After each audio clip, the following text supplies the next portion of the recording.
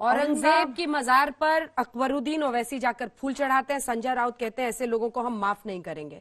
दूसरी तरफ संभाजी महाराज वो खुद ही कहते हैं, जब भी ट्वीट करते हैं उद्धव ठाकरे तो वो वही नाम लिखते हैं औरंगाबाद का। उन्होंने कहा कि मैं तो पहले से ही संभाजी से कह रहा, संभाजी नगर, मुझे नाम बदलने की क्या जरूरत है। आपने पकड़ लिया कि वो तो नाम नहीं बदलना चाहते। उनके एजेंडे में था कि औरंगाबाद को हम संभाजी नगर नाम देंगे।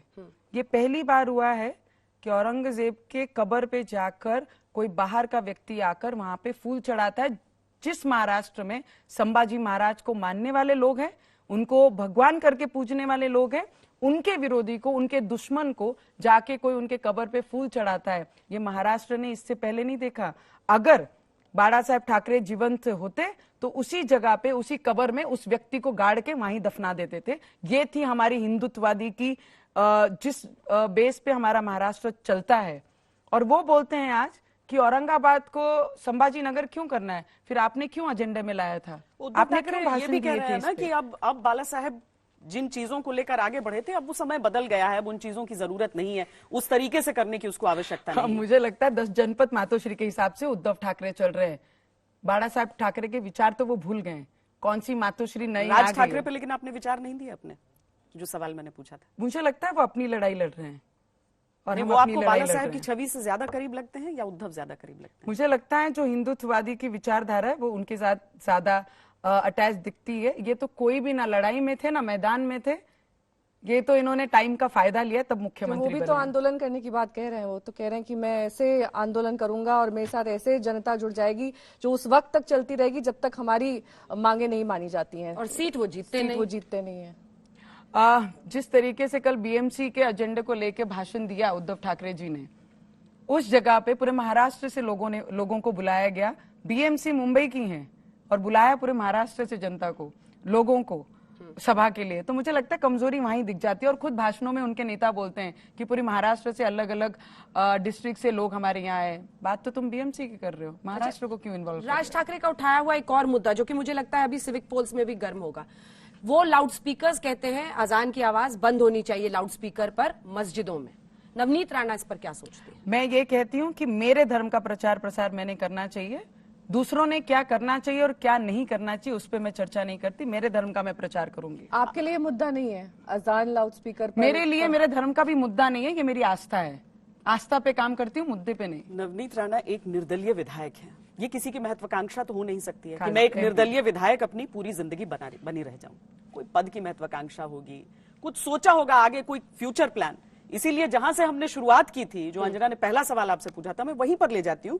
नवनीत राणा आगे क्या करेंगे? एक निर्दलीय सांसद या फिर आगे किसी सरकार का हिस्सा? शायद महाराष्ट्र की मुख्यमंत्री की कुर्सी दिख रही हो, कुछ हो। और ये भेष भी आपका देख रहे हैं।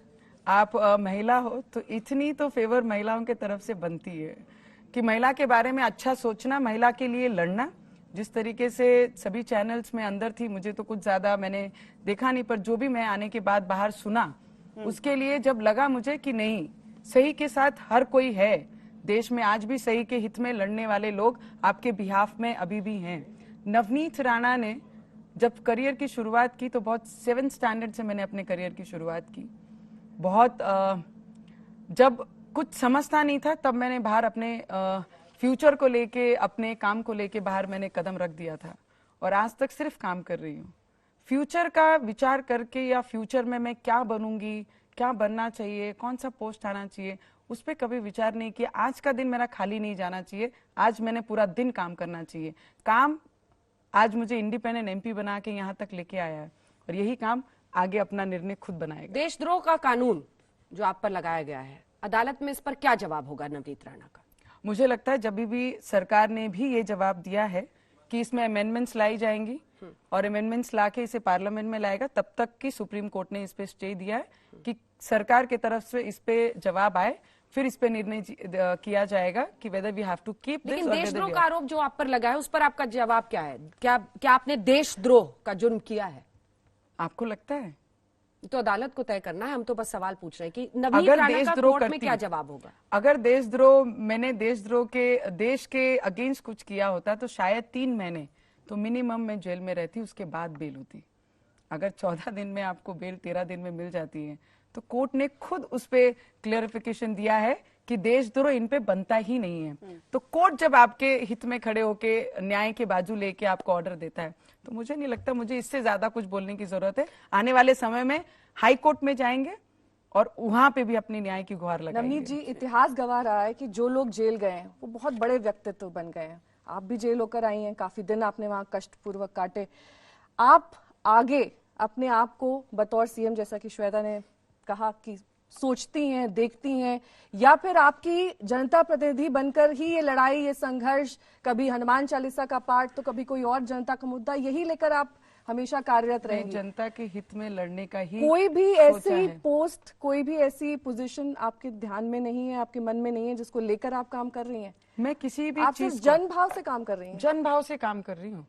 अगर जिस मतदार संघ से, जिस डिस्ट्रिक्ट से मैं चुन के आती हूँ, वो डिस्ट्रिक्ट का इतिहास रहा है कि शिवसेना वहां पर कभी गिरी नहीं, और मोदी सुनामी में अगर चुन के आती हूँ तो भाव तो हर किसी को दिख गए कि मेरे भाव जनता के नहीं है।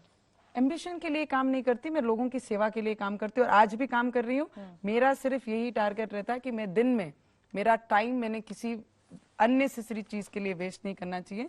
लोगों की सेवा में हर क्षण मैंने काम करना चाहिए। फ्यूचर क्या होगा उसके लिए कौन काम करता है वो मतलब ही करते हैं। चलिए, आपको इस नए अवतार में हम लोगों ने देखा, जय श्री राम का नारा भी आपके इस अवतार में लिखा हुआ है, गदा भी है, हनुमान जी की तस्वीर भी है। अब आगे आप कौन से पर्वत पर चढ़ती हैं, इसका इंतजार पूरे देश को रहेगा। आपने तमाम सवालों का जवाब दिया, बहुत धन्यवाद आपका Navneet. Thank you so much. Thank you.